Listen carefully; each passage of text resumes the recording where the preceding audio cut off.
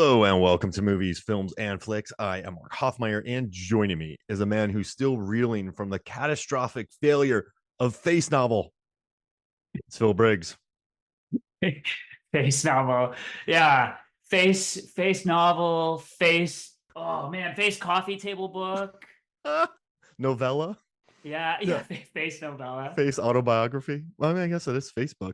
How many businesses have we failed in our history of podcasting that we've been doing this? Limos? Yeah, yeah, limos, luxury yachts that were combined with a limo service. Yeah, we just Yeah. have bad luck, man. That's what it is. Clearly, it's just bad luck. It's It not has nothing to do because with the idea itself. yeah, the amount of capital we put in the beginning that was bound to fail. Like our limo rides cost how much? 6 grand, but then we charge like 49.99 for a ride. Yeah, but I mean, it was the cleanest limo you're ever gonna ride in. There's a DJ Roomba cruising around in the bottom of that thing, picking up all of the dust off of people's shoes. Like it was, I don't know. I don't know how that business didn't work out. Again, just oil prices, that sort of thing. You know, Costs a lot. It costs a lot to fill up a yacht's, gas tank these days. yeah, and our tiger shark pet tank wasn't didn't it lasted about 3 minutes. Yeah, I mean, it turns out that those waivers that we thought were ironclad, not maybe as ironclad. We were like, Eduardo, didn't maybe review the paperwork quite as closely as we needed to. We probably should have just written like it's your fault if you swim with these tiger sharks.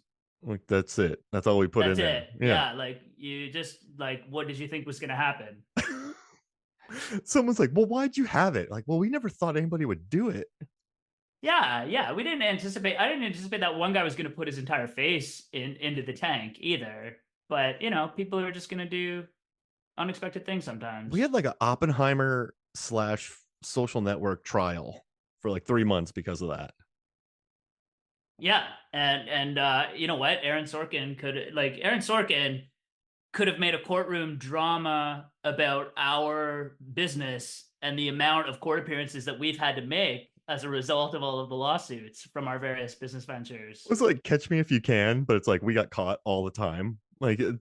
So like our thing would just be court cases constantly, as opposed from running from like the cops and like how he just ran from Tom Hanks for years. We just keep getting caught constantly for bad businesses. Yeah, they're just But like, we're oh, you earnest guys about it though. again. But we're earnest. Like it's weird. We're not trying to swindle money. They're just horribly planned businesses. You know what? Like, I'm gonna go on the record and just say, like, Justin Timberlake's got the, $1 billion or a million. Or I messed it up already. $1 million isn't cool. I'm gonna say, you know what? $1 million is pretty cool. Our business, we would have been happy if our businesses could have been sold for like 20 grand or something. I would have been happy if they didn't leave us in catastrophic debt. Yeah, if we could have just recouped the millions of dollars that we had to borrow to put into those businesses, that would have been cool. Yeah, like we went so deep in the debt that we couldn't even declare bankruptcy. I mean, we shouted the word bankruptcy, but it turns out that nothing actually Yeah, happens. like it doesn't work like that. So if you want Yeah. to hear about our businesses, listen to our collateral episodes. Listen to our what are the ones? Fight Club. Yeah. What else have we lost money? Rounder Rounders. we Oh, did yeah, we rounders, lost money there. limitless. Limit. We thought that taking copious amounts of NZT would help improve our focus and our business acumen. Not so much. You know, it worked backwards with me. I was actually pretty smart going in. Turns out you were just giving me like speed. Yeah. Limited. The movie that they're making you is severely limited. It's like, wait, I've never seen this work backwards. Oh man, but hey, You went from using 12, whatever the number is, 15% of your brain to like 8.5. and you just were at 15 still. You're like, am I smarter? Yeah. For me, it was just pure placebo effect. I don't know that was real. That was real NCT they were giving me. I must have gotten like MZT or MGT. Hmm. You know what I mean? Like, I got Hmm. the knockoff. Yeah. Yeah. Like Bradley Cooper was taking Transformers. I was taking Transmorphers, Yeah. the knockoff of it. So, okay. Social network. You sent me a list. We're on social network. This is a humdinger. Like this is when you think of the 2010s, of the best movies of the 2010s, the most lauded movies of the 2010s, the most talked about movies of the 2010s. Social network is there. And the problem is, this isn't a problem, but you and I have talked about Fight Club, and David Fincher is is wild about his commentaries and documentaries. So there's commentaries, there's awesome documentaries. I've learned a lot. Trent Reznor did documentaries for this. Aaron Sorkin did a commentary for this. There's, every The Ringer's done 7,000 episodes about this. Just reading about this movie, like the people talking about the whitewashing of the cast scene of like Max Minghella, the Hmm. sexism of the characters. But then it's also Tarantino said it's the best movie of the 2010s. It has a huge IMDb rating, huge tomato meter rating, nominated for multiple Oscars. Everyone thinks it should have beaten The King's Speech. There's just so much out there about this movie. And yeah, I've really enjoyed the research and learning about it. And everything about this movie was to serve Aaron Sorkin's dialogue. Everything, Yeah, 100%. everything. Like David Fincher's like, I got a good script. But like to nail his dialogues, David Fincher had to be as meticulous as because what's crazy about Sorkin's dialogue? I feel like if you and I directed a Sorkin movie, it would destroy people's souls because it would just sound like people reading dialogue. Like we wouldn't Hmm. like it just you got even if the dialogue's great, you still have to like have it read with intent and purpose. So like Fincher, like he had to understand every single line and how they were delivered in this movie just to make sure that his Sorkin's dialogue was as perfect as possible. So Yeah. you and I'd have been like, yeah, it's good, and then we would have just, turned in, not the face smash, the face smash of Social Network, the movie. But Yeah, it's, yeah, yeah, we wouldn't have done we wouldn't have had them doing 99 takes of the opening scene, I imagine. And you're so right. It's the combination, it's the perfect pairing of director, writer, soundtrack, just this unique, incredible soundtrack. And so of course, to me, like the dialogue is the story of this film, but it's the dialogue in combination with the structure of the story, the way that it's delivered, the soundtrack on top. It's a recipe for, like, I totally agree. This movie um, deserves the hype that it has received. It is easily one of my favorite movies of all time. And what's incredible about it is that we're talking about something that's happening early 2000s, but this is a story that lives on in society today. We're still talking about social media and this idea of life. Timberlake at one point has this line that we lived on farms and we farmed the land, and in the future we're going to be living on the internet. And that is largely what is happening in society today. That's becoming a reality. And so this is a movie that is largely about the birth of the transition into sort of this new world that we're living in, where so much of our lives are spent online. We're having this conversation right now on Zoom, and so to me, it's a story that is the beginning of essentially this new world that we live in now, and we're still talking about the impacts of the founding of this company and this whole new world. So it's incredible. and it's also the age old tale of kind of the rise and fall. I mean, I'm not comparing it to Scarface. Like Mark Zuckerberg doesn't get blown up by drug dealers, but when you watch movies, there's always that rise and fall. And Studio Binder said there's like four different kind of endings. There's the bitter ending, there's the sweet ending, there's the semi-sweet, and then there's the bittersweet. So in this one, he got the bittersweet. He didn't get what he needed, but he got what he wanted. So this movie doesn't leave you on the nice thing about Social Network, it doesn't leave you feeling absolutely depressed. Like this isn't Blow, right? This isn't Scarface.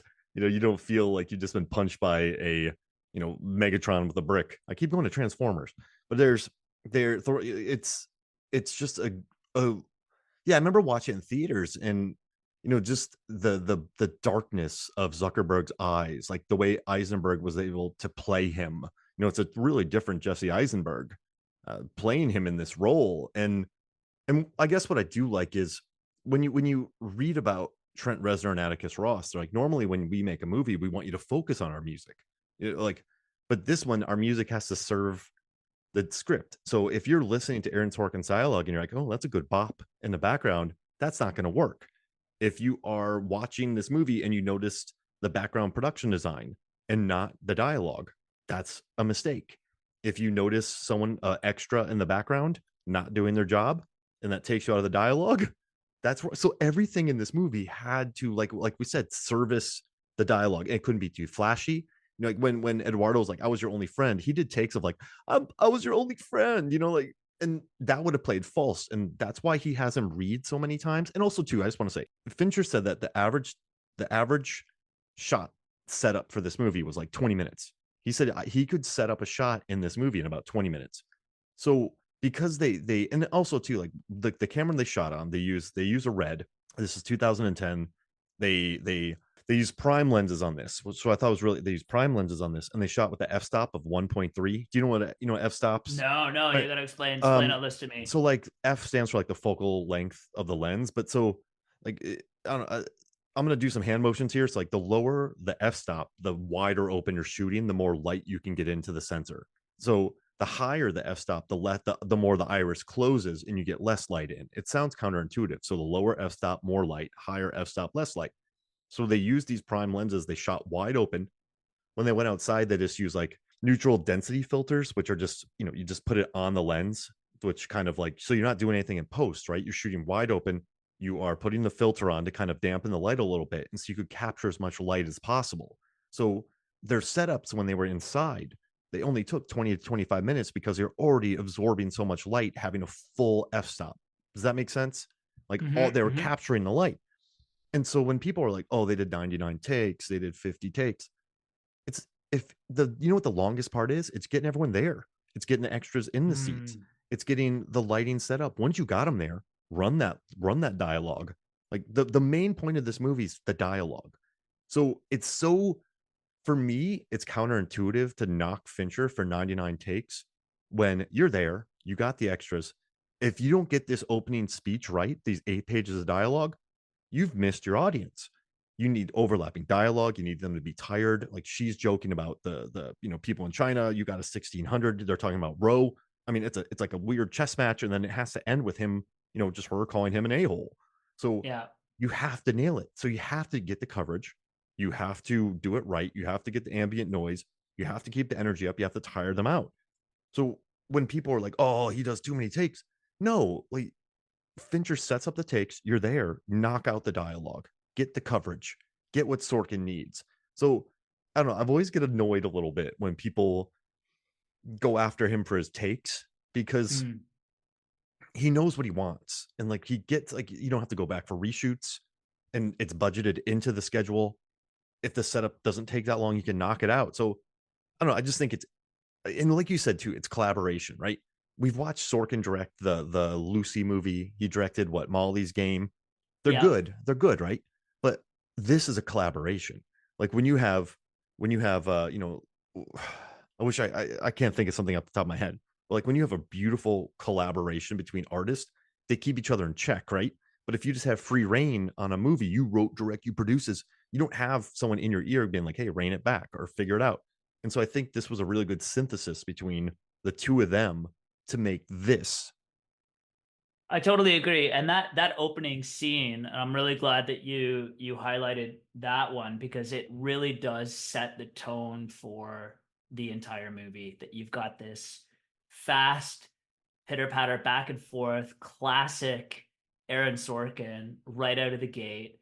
I'm a guy that listens to my podcasts at higher than 100% speed, and that's literally what this movie feels like. You're listening to a podcast on 1.5 times speed the entire time, just rapid fire back and forth, rabbit trail in one direction. And Sorkin, I love, he does this cool thing where like you were saying about the conversation about SATs, where one character will be talking about one thing and then kind of goes on a rabbit trail in a different direction. There's a little bit of a misunderstanding, and then they come back to understanding again. How do I distinguish myself among a population that all got 1600 on their SATs? And he's like, I'm talking about myself. I'm not, she says something like, oh, I didn't know that they wrote the SATs in China. I'm not talking about China anymore. I'm talking about myself. And it's just constantly moving in different directions. And that opening scene really sets the tone for like, that's what's going to happen throughout this entire movie. I wrote down a bunch of examples where there are these misunderstandings. At one point, Timberlake has his first scene, and they say, oh, the shoes on the other table, which is now turned, and there's like all this misdirection in the dialogue. And I don't know, I just love it. It keeps you on your toes for the full 2 hours just listening to these characters. I don't know, we've talked before about capable people being capable. These are smart, quick thinking, quick talking people. You know, just listening to the dialogue is like it's like a maze where you're running into dead ends and then having different directions. I just love it so much. This is one of those movies though that falls the category of, you know, I love this movie, but my wife hates this movie, Yeah. and her big problem with the movie is there's nobody that is that has any redeeming qualities. There's nobody in here that she's really rooting for, which is just not her jam. She really wants somebody. She wants a hero. She wants somebody that you can cheer for. You know, that hopefully will be victorious in the end. This movie doesn't have that. And so given that like none of these people are really redeeming, I don't know. Do you find like, yeah, like none of them are really glorified? Does that take away from the experience of watching this for you at all? So you know what's interesting? I've always just admired this movie on a technical level. Like I never Hmm. connected to it. I never like there's a movie that I really connect to, right? Like there's movies you watch and just, you feel like your soul, like they know your soul. This one for me has always been on a technical level. I think Fincher, I think works wonders on the technical level. I think Aaron Sorkin's script. I mean, he won the Oscar for this. This script Yeah. cracks, man. This script pops. Eisenberg, Garfield, and like, I didn't know Andrew Garfield really at the time. I didn't know Me Justin either. Timberlake could really act. I knew Jesse from like Zombieland and stuff like that, and Squid and the Whale, so I liked him. But watching this was a different Jesse Eisenberg. I didn't know who Rooney Hmm. Mara was. And very much so like in Collateral, when Jada Pinkett's immediately likable, and you understand everything. Like Michael Mann worked hard at that. You immediately like her. Like Rashida Jones, like her moments were great. He brought in Fincher brought in Dakota Johnson because Hmm. he's like, well, if Sean Parker can get with Dakota Johnson, that means he's actually kind of smooth because Dakota Johnson's like the best. That's what Fincher said. But it's for me, this was never for like about connecting, because I don't think Fincher movies are quite cold, right? So for me, Very yeah, cold. so for me, Yeah. it's I've never watched a Fincher movie and been like, I connect with this. I just connect with the score, the shoot, like Rosamund Pike's performance in Gone Girl. I connect with the technicality of it and how that this is a movie about dialogue and how they captured it. So that's where my admiration comes in. It's never been there's I wouldn't say I love it. I wouldn't say, I own it. I bought it immediately when it came out, and I've enjoyed exploring it. And I think technically it's beautiful. I love the lighting of it, the editing. I mean, you learn about how they made this, and then like the Winklevoss twins, and technically it's great. But yeah, Fincher for me is someone I've always admired as a technician, and so for me, Social Network is just a great example of craft. Yeah. Does that make It sense? it does, and because I was thinking about this and kind of again looking back through Fincher's IMDb and you know thinking about his movies, and the reality for me is like I this is a movie that I would go back and rewatch. I've probably seen this movie a dozen times. I've seen Fight Club probably a dozen times. The rest of his stuff beyond those two movies I find to be pretty dark and not necessarily even super rewatchable. Like again, all due respect to the guy, he's you know regarded as one of the great filmmakers of our time for sure, but stuff is just so dark. Like I'm not necessarily Zodiac. gonna, you know, Zodiac freaked me out so much. I've seen that movie one time and have never gone back. You know, Seven, such a creepy movie as well. And again, not that's if people like it and appreciate it and you know rewatch it because of of how technically strong they are. I totally get that. For me, you know, I'm an old dad now. I want to sit down on a Saturday night and watch a movie and be entertained and feel good coming out of it. So even though this is definitely Social Network is definitely still very much a cautionary tale, very dark, no characters with redeeming qualities. I guess there's just something about it, whether it's the Sorkin dialogue, the fact that maybe some of the material is a little bit more relatable given I don't know, I was in college around this time. I can remember setting up my first Facebook, you know, When was that? account and that sort When of did you set thing. up your first Facebook account? I I was a bit of a late adopter. I can remember I think I was in like my second year of university and pretty much everyone was on it and I don't know, I feel like some friends at the time were like, you know, kind of like almost peer pressured me into it. So something like probably 2008.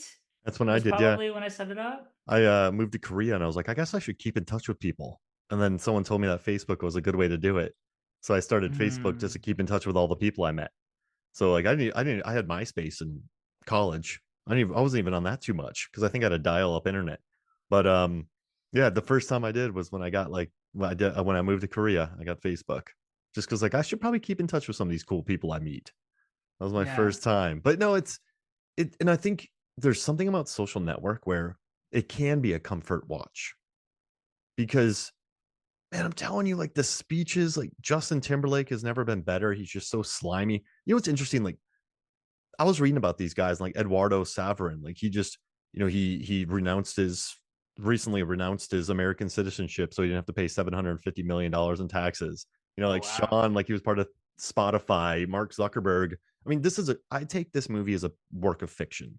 Now I know that it's based on a book. I know Sorkin adapted it. It's an adapted screenplay, but like everything I've seen from Zuckerberg, he does not seem like Eisenberg in this movie. So when I watch it, like Sean Parker wiping the cocaine in his hair, and Yeah. like he was arrested for that, but it's just very fictionalized, I think. But it's Yeah, also yeah. Even the idea that the entire thing started due to a breakup, with a girl and bitterness over that relationship. Whereas in reality, the real Zuckerberg was dating the person who is his now wife throughout the process of creating Facebook, right? So yeah.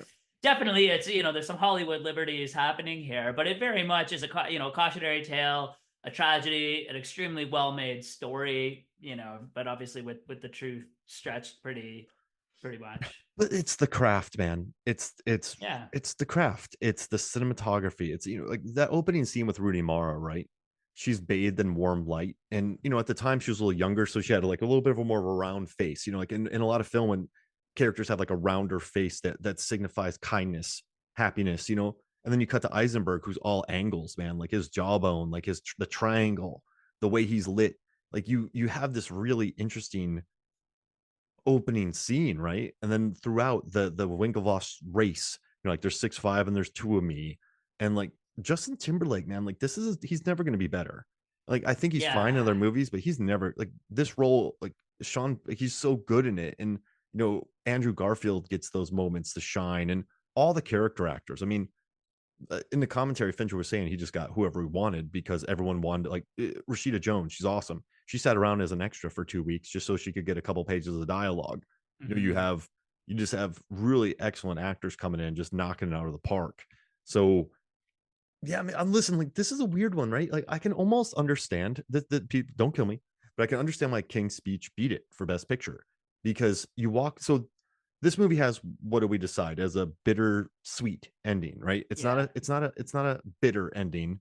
It's not like semi sweet, but it's a bittersweet. So it doesn't leave you totally depressed. But King's Speech is like a sweet. It leaves you out like, oh man, he made the speech. He made the speech. Like you like, oh, he did it. Uh, and so you leave on that high. Whereas if you don't understand like the craft, if you don't understand like there's not like it. That's why Social Network is so weird, right? It made 200 and something million worldwide, Hmm. 96% tomato meter score. People adore it. It's scored high everywhere. Yeah, it doesn't, but it doesn't have like the highs and lows of Scarface or Blow, right? It doesn't feature like when he falls at the end, he's still a billionaire. Eduardo's still a billionaire. Uh, Sean Parker's still a billionaire. The Winklevoss strings are still rich, and they're $65 million richer.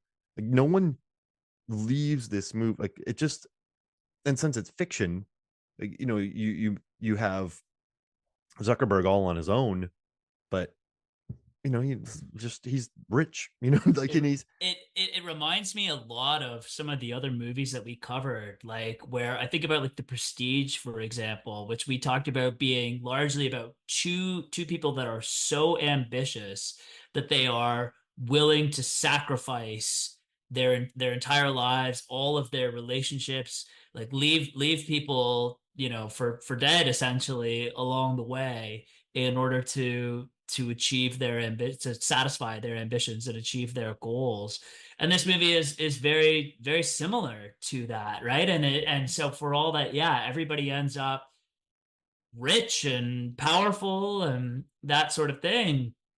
um it's at what cost? That I was your Like, only friend yeah. line is just so powerful, right? And so, um, yeah, it's obviously super rewatchable, but maybe not a super feel good story. Yeah, and but you know what though? Like, Zuckerberg, like the way he pursued greatness and what he wanted, and I feel like everyone's road to greatness, like, I feel like Damien Chazelle has made a life off of that with La La Land and Whiplash. Like the Hmm. pursuit to greatness, you do alienate people. You will lose people.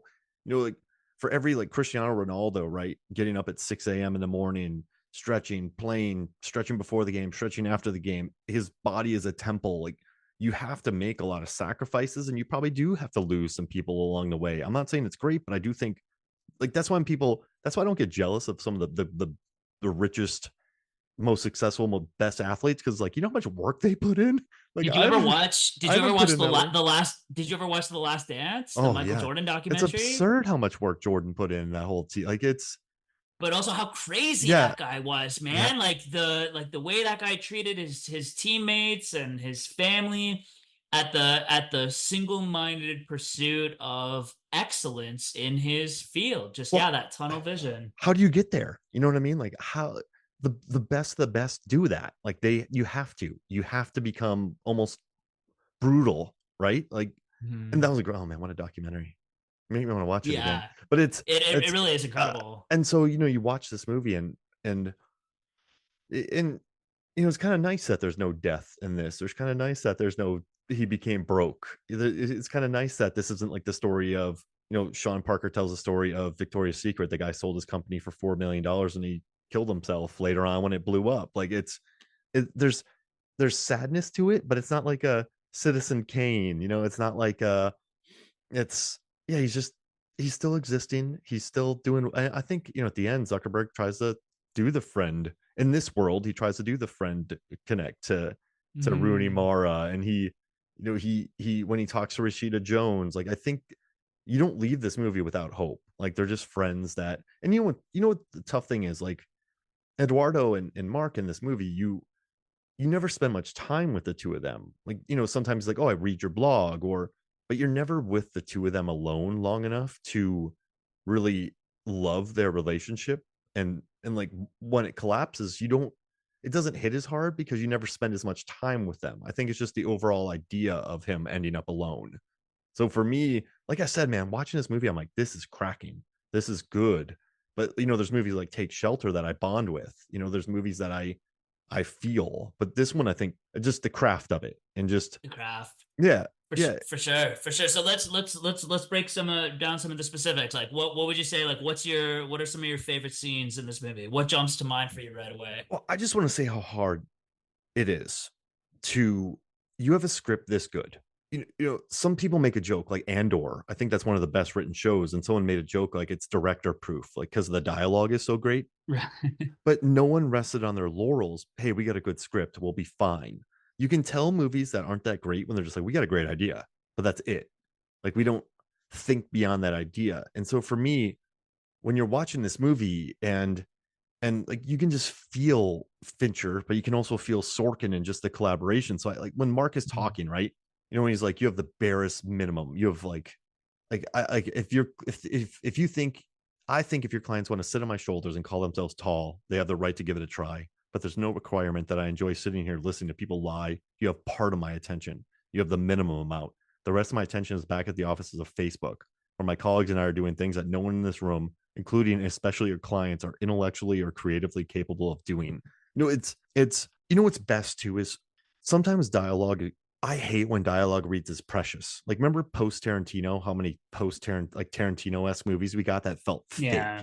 Like you just felt the Tarantino and you're like, get off of here, get out of here. Yeah. Like Yeah. get out of here. Like this movie, I don't think it's precious. And so when they delivered these lines of dialogue, I don't. Does that make sense? Like I don't feel Y- it.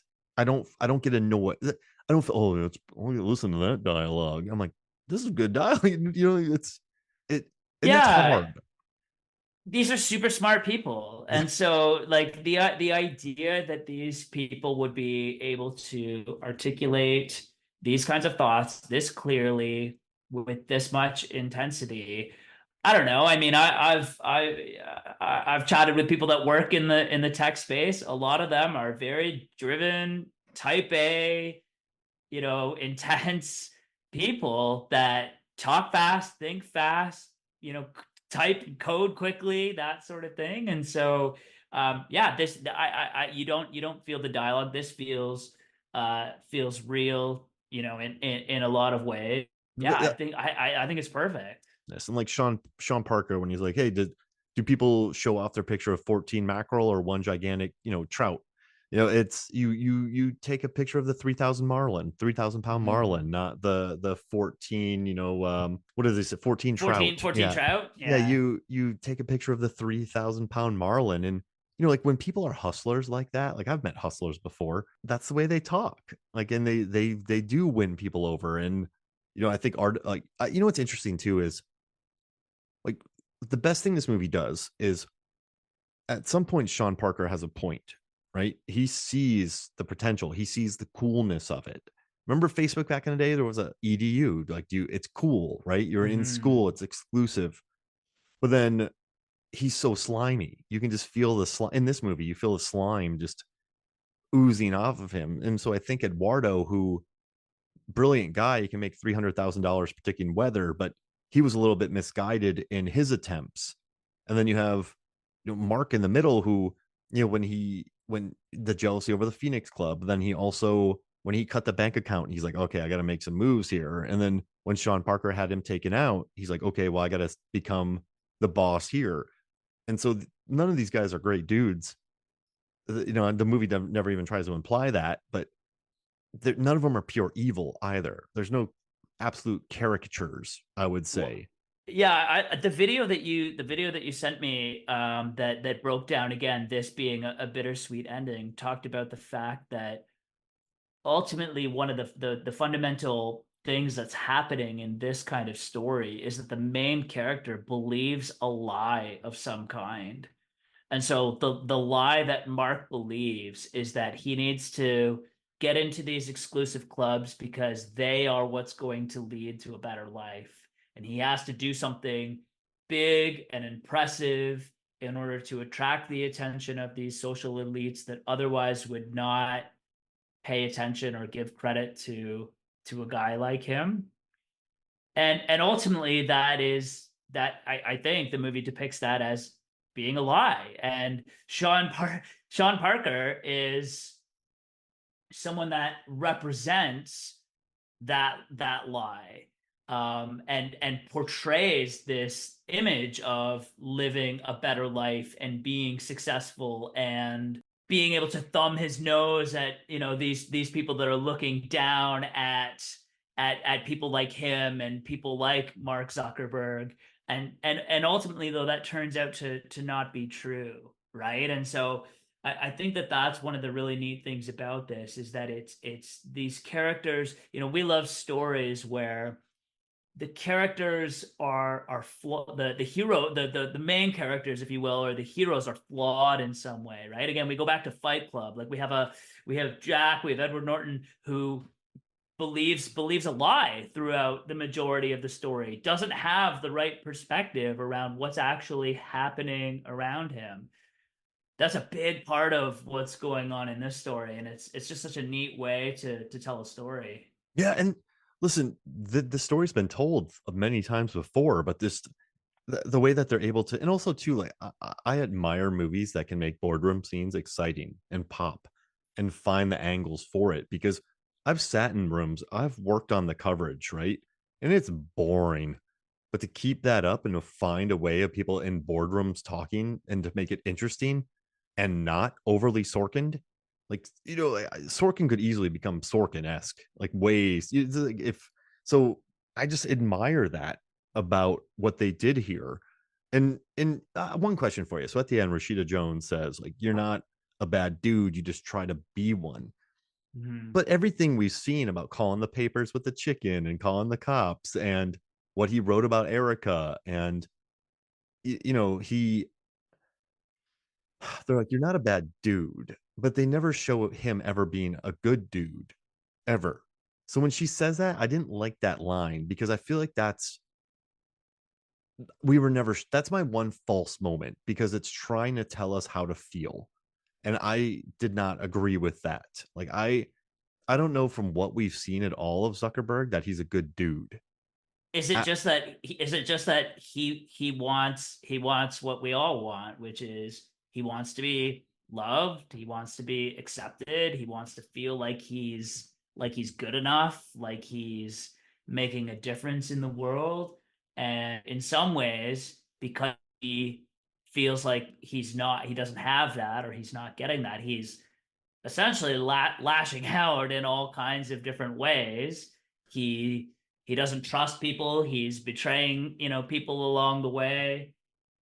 I don't know. I relate to that a little bit, I guess, in the sense that he just wants what we all want. He wants that love and that recognition. But because he feels like he's not getting it, he's a bad dude as a result. What do you think about that? So he's not getting what he needs, and so like, but I mean, with Erica though, like he's bad to her. Like I don't think he's ever asked her about her day ever. Yeah. You know, Yeah. and when she makes him mad, he goes and lashes out against her and really hurts her. With the Winklevi, when they bring him to their club, but they only take him to the coat room, he's like, "You're done." Like I think at that point, he's like, "You burned me. Like you didn't show me my respect." So then he never calls back and he takes her idea. When Eduardo gets into the Phoenix Club, when he takes the money away, I think he's done with him. When like, it's I don't know, like I think he is angry at the world. He can't row, right? And he can't sing. And he's not a physical specimen. Like he got really hurt by that rowing comment. And then he got really hurt by the people not taking him into further into the club. He's mad about not being in the Phoenix. So I think he Well, and just they tell him, hey, working with us on our website idea might help rehabilitate your image. And Eduardo, says in the deposition, he didn't want to rehabilitate his image. He wanted to burn these people to the ground. He wanted yeah. to burn these institutions that they represent, to the ground, and build his own, and that's what he tells Eduardo, right? It's going to be like our own final club, but we get to decide who's in. We're going to be the ones running it, right? Mhm. That's really the allure to him in creating this. Yeah, and it's interesting since Eduardo doesn't need it. He made the 300K on weather. Well, He's part of the that's club. one of my small nitpicks. Like, he's asking at one point for like a $200. Like I don't know all the technology. Apparently, this is another cool thing about the script in this movie, that all of the working on computers and all of the hacking. Again, I don't know this, but I've been told from people that would know, apparently, that the hacking and the technical aspects of whatever he's doing on the computer are pretty legitimate.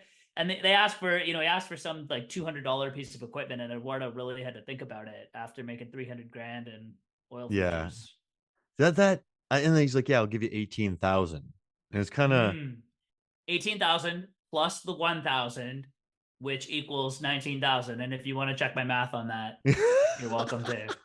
Yeah, I wish I knew how to explain that. I mean, I do think I mean, he was kind of mad that he went out to California, so maybe he was trying to control the Mm. situation with his money.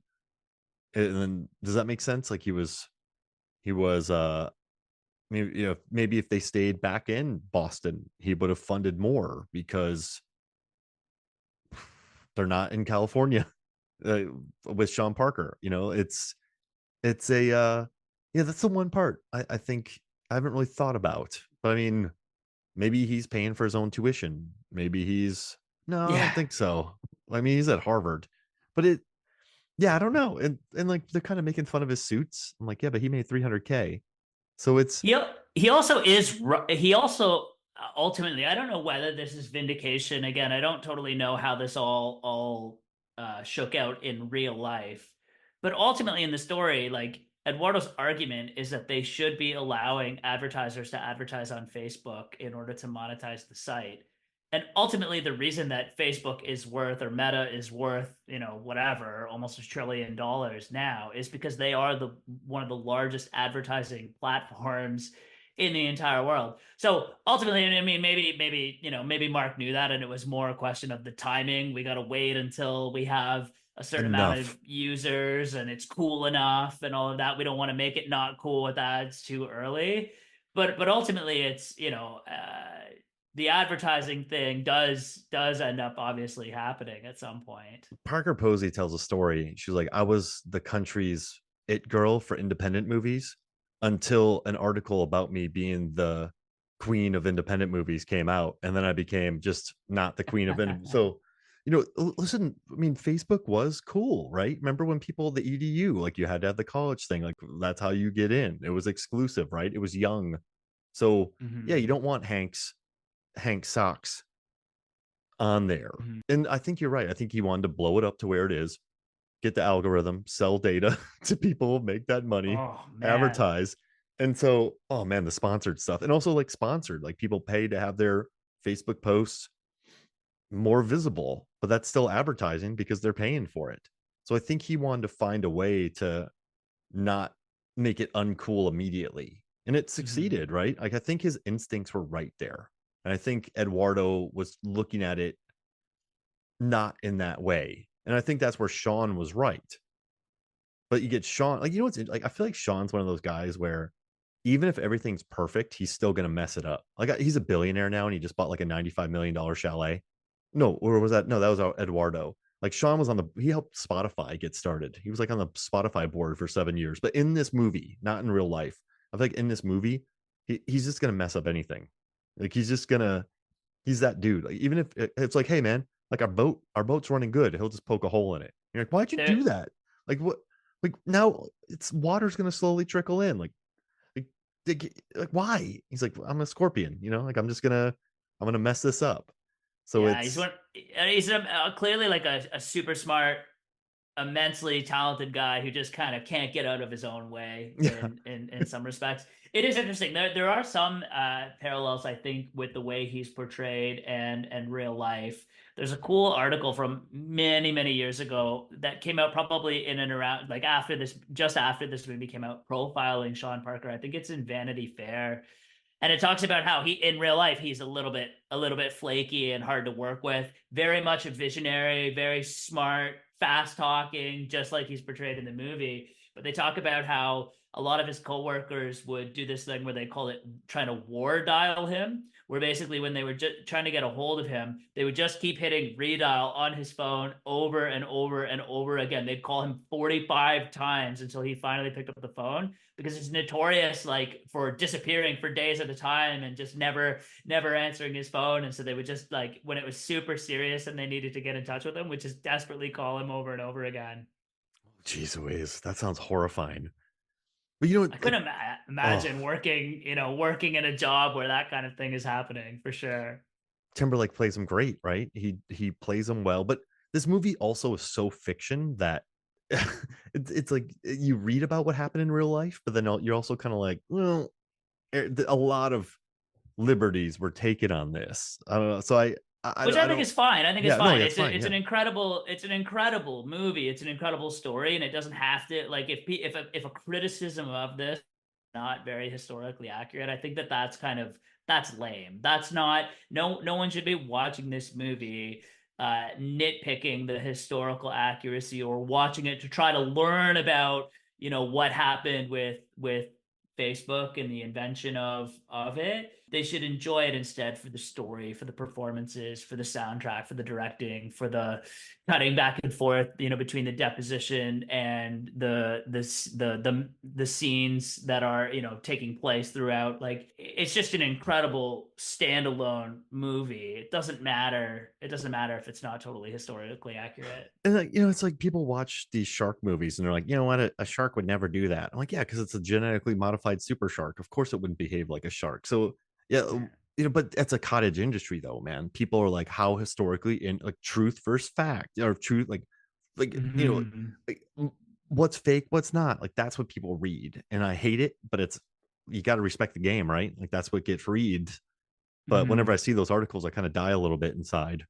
You know what my Mhm. main thing is? Though? I was listening to the commentary, and he was talking about Max Minghell's character Divya, and he was like, "Yeah, like we were looking for an Indian actor to play the role, but I didn't think any of them were that smooth." Hmm. So then he's like, "Well, he looks kind of light skinned." So then he just cast Max Minghella, in the role. I was like, did you just admit that on a commentary, David Fincher? Like that's it. Yeah, that is a bit strange. I like the performance. I think that Max is really good in the Well, movie, Divya but liked it too, but he's like, it was weird. He's like, yeah, I just couldn't find anybody smooth enough. So I'll just get like this dude. So I was like, that's I don't know. I didn't like that's the one thing where I kind of went, hey Fincher, come on, man. Like, I don't know. I don't know what you think about that. Like you just there's nothing to say, right? Because it's not right. But it was just odd that he's kind of like he puts all this work in. He's like, yeah, I just didn't think anybody was smooth enough to do it. I don't know if off the top of my head I have anybody to suggest as a replacement, but yeah, certainly it is a little bit strange. But again, it is one of those things too where if this isn't if the if we're agreeing that the historical accuracy is not super important, then I guess it doesn't necessarily matter if that might maybe it's more important. I'm not sure. I mean, there are obviously characters that don't even exist, right? Eric Albright is a completely Mm-hmm. made up character that ends up playing a very pivotal role in the story. Rashida Jones, is probably like an amalgam of people that were around. I'm sure he had lawyers and things supporting him throughout. But, is her role really that important, to the historical telling of the story? No, she's there to sort of represent the audience and react to some of the things that are happening and to push the story along. So I don't know. I definitely it is a strange thing for Fincher to say for sure. You would think that they could probably find a One great person. Indian actor, one per you'd think they would be able to find somebody, but Like all the work that all the 99 takes that he puts in, he's like, yeah, I just like I couldn't find. I was like, that's a weird one there, but like it was 2010 still. Like Hollywood still has a very long way to go. I mean, this is years before Aloha, where Emma Stone played a native Hawaiian, there and you you're go. it's just I Hollywood's oh yeah. I mean, I'm not just what's interesting about Hollywood, man. It's kind of like it's a business, right? Like this movie had to fictionalize the events to make money. Like if this was I love I think Blackberry's incredible. $5 million budget, awesome Canadian production, man. Like beautiful movie. But I still need to see it. it's never gonna make the money that Social Network made because it's very close to what happened. It's very but then Mm. you can't do this with Social Network. Like a lot of these conversations you never heard, like a lot of the stuff they pulled from his blog. To make $250 million, you have to Sorkin it. You can't just does that you know what I mean? Like you got to Sorkin it. You got to Fincher it. You got to Yeah. go that far. But once again, man, like this is a movie that I don't think I ever connected with. I just technically speaking, man, geez Louise, like just watching them shoot on the red, right? That was the hot thing back then. Watching how the prime lenses, learning how they shot, like everything was 20-25 minutes to set up, and just it's a lot of work. And like Trent Reznor's score, how it doesn't, it can, what's interesting what he said about his kind of Mark Zuckerberg's theme in the beginning when he's running when the piano kicks in, is that they said that it's childlike, but it's very angry. It was a Mm. really interesting thing for Atticus Ross and Reznor to say that there's a childlike, but it also has an angry aspect to it, and that's cool. Like that's why a lot of people are like, oh, like movie bros love this movie. I'm like, no, people should just like this movie because of the technical aspects of it. Like it's a good movie. Tarantino, he doesn't like Ebert said it was his best movie of 2010. Tarantino loves it. The Ringer loves it. I think people who know the craft admire it. Yeah. Yeah. Couldn't agree more. Couldn't agree more. And I'm such a big dialogue guy. I'm such a big Aaron Sorkin fan too. Like, have you ever watched, did you ever, like, did you ever watch The West Wing? Because that to me, like, you want to talk about prime Sorkin, like some of his shows too. The West Wing Sports Night was really good. I've never seen The Newsroom or Studio 60. I'm just such a huge fan of Sorkin, man, and his dialogue. It's just incredible. Yeah, I didn't know Sorkin. I really I probably had watched his movies. So like I knew he did Few Good Men. Like he wrote that, but that's about as far. Like I was a movie Sorkin guy. I was never like he wrote what Charlie Wilson's War. I knew about that. I knew that he like Moneyball. I knew he wrote that. Which Moneyball? Holy crap! So good. Get out of here. But Yeah. that's like, but also too like he's the only person that can make Moneyball make money, if that makes sense. So it's I never watched. I heard bad things about Newsroom, though. I heard it was just kind of Jeff Daniels pontificating. So I just never The watched it. if you were gonna check out a show, The West Wing is honestly like whatever we are 25 years later after it came out. I don't know. Maybe not everybody will agree with this. My wife and I love that show. We actually went and bought all of the DVDs.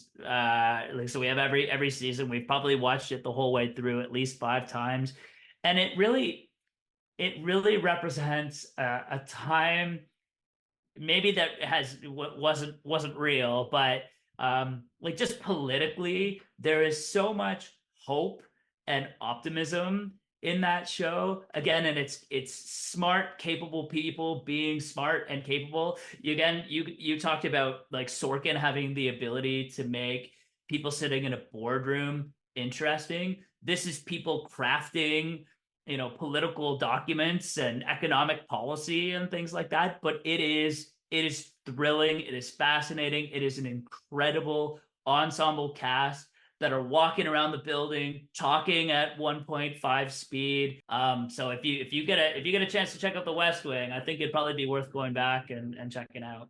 Can we do something real quick? I want to do I just want to run some things by you here because we have a draft. But so I went through and I was like, this movie's got to be top 5 in a lot of lists. But I went and I pulled all the top 5s from various websites and box office, and like I want to see which one you prefer the most. All right. All right, I'm ready. So from 2010 to 2019 on Letterboxd, their top 5 is Portrait of a Lady on Fire, Parasite, The Handmaiden, Spider-Man Into the Spider-Verse, and Whiplash. Metacritic is Boyhood, Moonlight, Roma, Parasite, 12 Years a Slave. IMDb top 5 is Inception, Interstellar, Whiplash, Django Unchained, and Parasite. If anybody's familiar with in my past episodes of movies, films, and flicks, you already know which list I'm gonna go with. Yeah, so I knew your IMDb. I'm Letterboxd because I think Portrait of a Lady on Fire and The Handmaiden are like incredible. Park Chan Wook, Celine Sciamma, like they're incredible. But yeah, I mean, but also you have Boyhood though on Metacritic. You have Parasite, Boyhood was really great, but I need to Moonlight, go like, back and watch Boyhood again. and then the 5 highest grossing films of the 2010s are Avengers Endgame, The Force Awakens, No Way Home, and Jurassic World. So Avengers Endgame, and Avengers Infinity War. So Avengers Endgame, Infinity War, Force Awakens, No Way Home, and Jurassic World. Those are the highest grossing films. But Yeah. if I man, I gotta if I could do like a what's the word? If I could do a mishmash of all these lists combined, I would do Portrait of a Lady on Fire, Handmaiden, Interstellar, Boyhood, and oh man, probably Spider-Verse because of the animation. That would be my 5. Yeah, I like that. a lot of movies have really copied that animation style. I saw the new Ninja Turtles movie a few months ago, and it blew my mind, man. Yeah. The animation. Like, they told Sony, they're like, we're going to change animation. They're like, okay, go change it. And then they're like, oh crap. And then they did.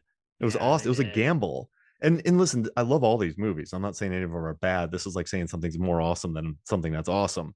But yeah, I just love Portrait of a Lady on Fire. It's like one of the best looking movies ever made. And The Handmaiden, like Park Chan Wook's probably one of my favorite directors of all time. So, and then hey, so I put together a top 5 of mine from 2010 to 2019. You want to hear it? Okay. All Yeah, right. for sure. Okay, so Portrait of a Lady on Fire, Take Shelter, which is one of my favorite movies ever made. The Raid, 2011, one of the greatest action movies ever made. The Act of Killing, which is one of the most gnarly documentaries ever made. And then for 5th place, I have Columbus, Black Hole Daughter, Decision to Leave, Night Comes for Us, Crawl, The Guard, Only God Forgives, Mandy, Green Room, Revenge, Interstellar, and In the Spider-Verse. That's my number 5. Yeah, nice. Only God Forgives, eh? I gotta check that out too. It's mean. It's very mean, but That's it's the same guy who did Drive, right? Yeah. Him and Gosling again. But it's so Yeah. mean that people who like Drive went, like it's Okay. like it's and Oh, Drive is interesting. gnarly. But yeah, Yeah. it's I don't know, man. Like I like The Raid, I think is one of the greatest action movies ever made. Take Shelter, the theme of it, like Jessica Chastain, Michael Shannon, it's a gorgeous movie. But this was all, dude. And then okay, so we have a draft now, right? We're gonna do. Do you have any more questions for me? Yeah, I guess my last question would just be going back to Social Network. Of all of these amazing performances from these actors that are capturing this Sorkin-esque dialogue, which one is who gives the best performance in your opinion? I mean, gotta be Jesse Eisenberg because, you know, you watch Zombieland, right? You watch Squid and a Whale, you watch Adventureland. This is a different him. It's Mhm. very, very, very good. This is, I love Andrew Garfield in it, but he gets more of the emotion, right? He gets more of, he's able to kind of exist. I think Timberlake's good, but man, Eisenberg just like does it. He just does it. I agree. I think it's Eisenberg as well, but I will say I wondered with Justin Timberlake. It had maybe been a couple of years since I'd watched Social Network until we decided to do this movie, and I thought, am I gonna like, is this performance gonna hold up, or am I gonna look back and go, okay, it was Justin Timberlake kind of having like, like obviously big superstar, very famous guy, but like this was very much like Justin Timberlake's moment, and I gotta say, like he is maybe the quick like this is quick dialogue, and he's maybe the quickest person with the quick dialogue, if you know what I mean by that. Like it's like, hey, we're gonna do sprints on a treadmill for the next 2 hours, and that guy can sprint as fast as in this movie. And you watch every other movie with him in it, like Runner and all these other films. He's not. It's nowhere near as good. But How you want to talk about though a recipe? Okay, so Koppelman and Levine, uh, Justin Timberlake, Ben Affleck. Like, how was I saw Runner in theaters and it was absolutely horrendous. yeah, So disappointed. bad. Which is, Just bad. but here's this is Aaron Sorkin and Fincher. You're Yeah. gonna step your game up, and also I think sometimes you see people cast in a role they're just perfect for it. Yeah. They're perfect for it. And also, I mean, like, Fincher was there to calibrate, right? Fincher was there to catch him. Sorkin was there to catch him. And you could tell that he cared a lot.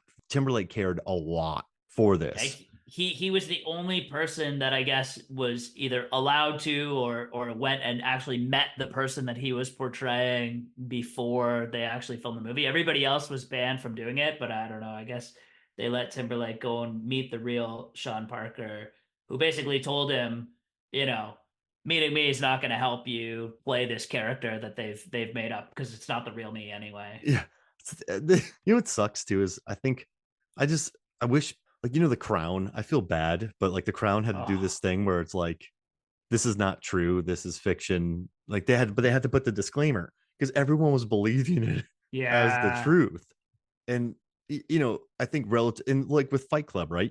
People shouldn't take after Tyler Durden, right? So No. Fincher should not be blamed for that. No dude should be like, that's my guy. Like, oh, snowflakes. Like, that's not his fault. Like, he shouldn't have put more of a wink in there. So I don't think it's Fincher's fault that people don't realize that this is a work of essentially fiction, right? It's Mhm. nonfiction, but it's fiction. So I never took it as like that's who Zuckerberg is in real life. But Zuckerberg has said that like a lot of people think that's him. And so it's Mhm. kind of tough, right? That but I mean it's not Fincher's fault, it's not Sorkin's fault. But yeah, like when they're like, it's a work of fiction, guys. Like, this is not me. I did not do this. Like, I'm not Machiavellian that. But I don't know. They seem to be saying that a lot over the years. But whatever. I mean, Yeah. yeah, I mean, Great. it's a work of fiction. Great movie. Yeah, it's a. You know what? If you're gonna make a work of fiction about my life, let Sorkin write it. I mean, Yeah, it's just exactly. make up whatever you want. You know what's nice too? I'll be like, listen, man, like he made it up. Like, it's cool. Like, this movie's great. I don't know. Yeah. Yeah. All right. So you want to do our hacking moments, or no, Let's do moments it. moments with people working on computers, right? Like, Because this movie does, like, this movie is, should be on anybody's list of, like, I feel like people working on computers, again, is something that oftentimes is said to be boring in movies. Like, it's boring just watching people look at screens and type on a computer. In Social Network, it's exhilarating, and I agree. I think that there are other examples out there, and I'm glad that you brought this idea forward, because I looked at some fun examples of this happening in other movies. yeah. So I went odd. So my first pick, I went with Zoolander. When Hansel Yeah, and Zoolander are slapping the computer, the files are in the computer. and they just start slapping it. Like, that's good hacking right there. Like, that's a good bit. So I had to Mm, include that. I had to include the Zoolander slapping on the computer. amazing, amazing. Okay, so for me, one of my favorite people working on computers moments is a movie that we've referred to already, which is Limitless. So not only does he take a whole bunch of NZT and then bang out an entire novel in an afternoon, that scene is actually followed by him like tidying up his apartment and washing the dishes in a sink, which as kind of an OCD like neat freak is one of maybe my favorite scenes. If you ever want to do the top 5 people tidying up their apartment scenes, I'm totally down to do that sometime in the future as well. But then Limitless has 2 grades, so he bangs out his entire novel in one afternoon, and then later on there's some good stock trading happening too. He goes and rents a desk somewhere at a firm and has some good genius stock trading. So I really like Limitless for Bradley Cooper working at the computer. 'Cause the visuals and just the way he was smart typing, so that makes it more exciting because he's All the words are zooming. floating Yeah. around him and stuff. Yeah. All right, so I'm gonna do from Zootopia, Flash the Sloth typing on his little iPad, where he's just moving one finger really slow, and like just everyone's losing their minds and just ha ha ha. Ha. So yeah, Flash the Sloth from Zootopia, because it's cheeky and it's slow and it's hilarious. So yeah, I had to get Flash in there. I like it. I like it. I'm gonna go back to kind of an oldie but a goodie. Mission Impossible 1. You took one of mine.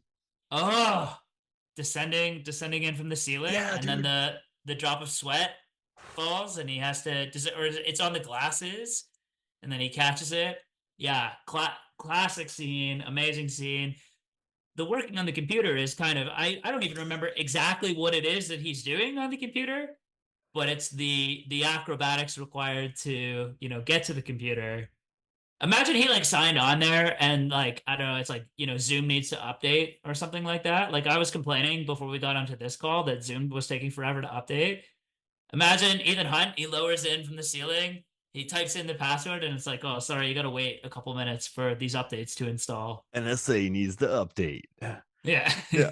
Like that's how you make it exciting, man. You know what's crazy? That's like my favorite moment in the Mission Impossible franchise, and he's just hanging by a computer. Like that's how you do. That's how De Palma does it. Like that's some good stuff. Okay, that was Good perfect. stuff. So I guess I'll do Sam Jackson in Jurassic Park, just because Yep. like what just Hold on to your butts. yeah, hold on your butts, and then just like there's another hacking scene in that movie too, but he gets locked out and then hold on to your butts and just like we're at 33%. It's just it's perfect. It's a perfect scene, and there's also good typing in Deep Blue Sea, but I was like, I'm gonna go with Jurassic Park, so I'm gonna take Sam Jackson typing. Nice. I just like Sam Nice. Jackson hacker, like that makes me happy. Yeah. Yeah. Yeah. That's great.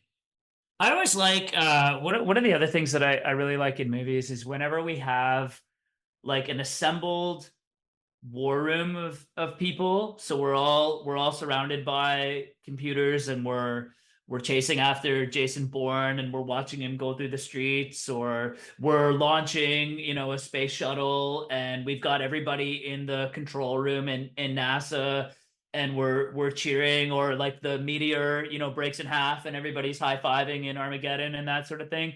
So that's sort of the general theme. I think most recently, like I rewatched The Martian again recently, and there's some really great.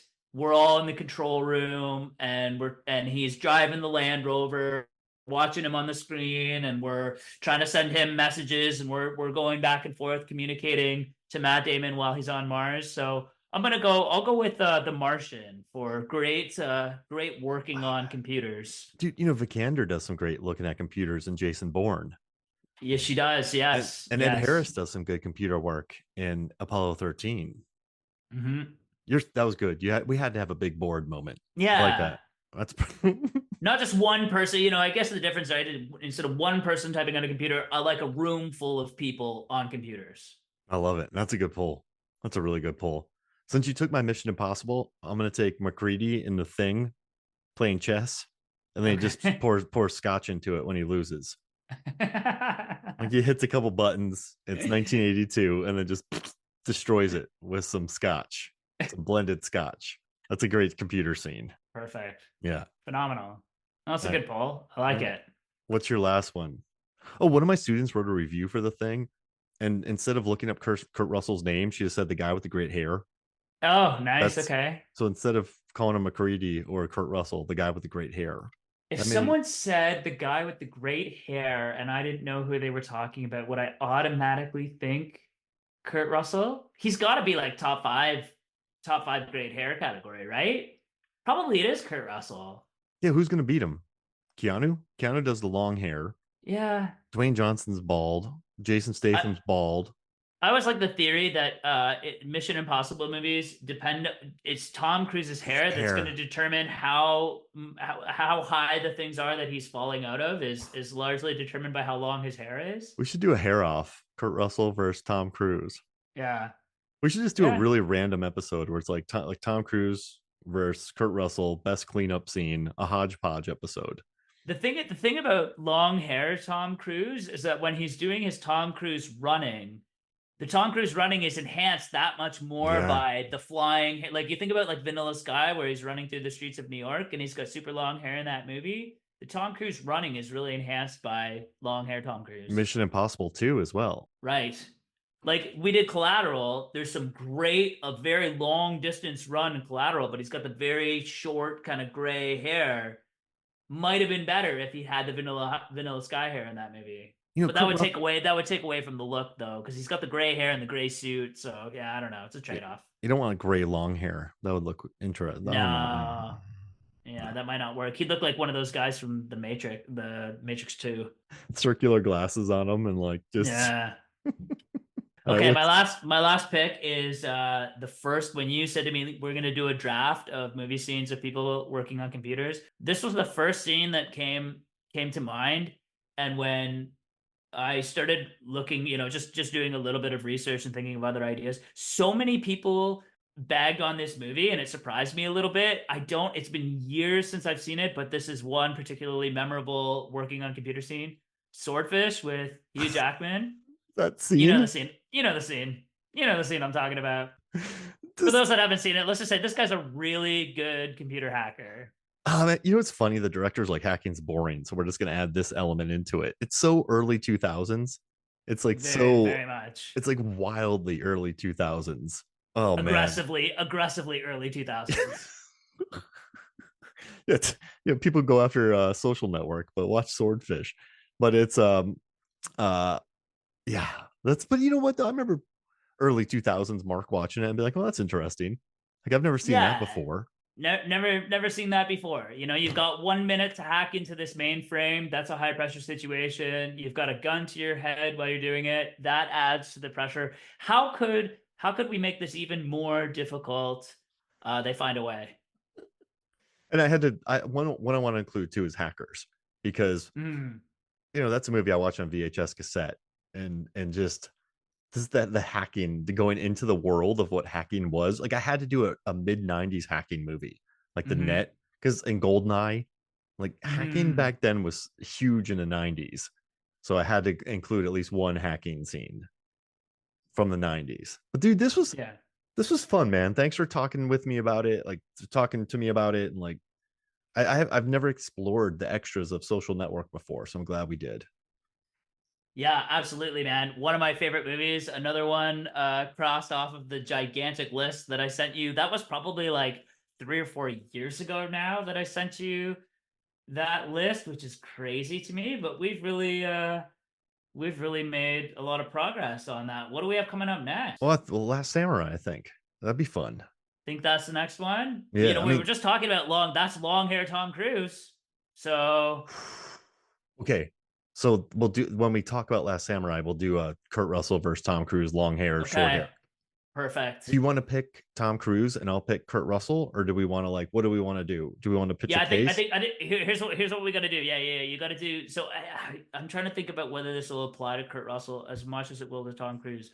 But we do like a snake style draft where you have to pick a long hair movie followed by a short hair movie. I like so it. I have to draft a long hair Tom Cruise movie followed by a short hair Tom Cruise movie, and you do a Kurt Russell draft, and we'll see what movies we can come up with that have both their long hair and their short hair. So we'll have to do 6 each. Yeah. So 3 and 3, short, long. What about middle? We'll have to talk this out. We'll have to see. We'll have to figure out like what constitutes long hair. Tom Cruise in Ghost Protocol he is like middle, right? He's not. Yeah. So Yeah, it's we'll have to do. We'll talk about it. We'll get to the bottom of this. We'll spend some real, some time really thinking about this at a very deep level. And I will too, because I can't mess with Curdy Russ, man. Tom Cruise he's put a lot of money in my pocket, unbeknownst to him, for various Mhm. assignments. So I gotta make him proud. But this was awesome, man. Thank you so much for joining me. It's my pleasure every time. All right, so for me, Mark Hoffmeyer, and for Phil Briggs, this is Movie Shows and Flicks. We'll see you next week.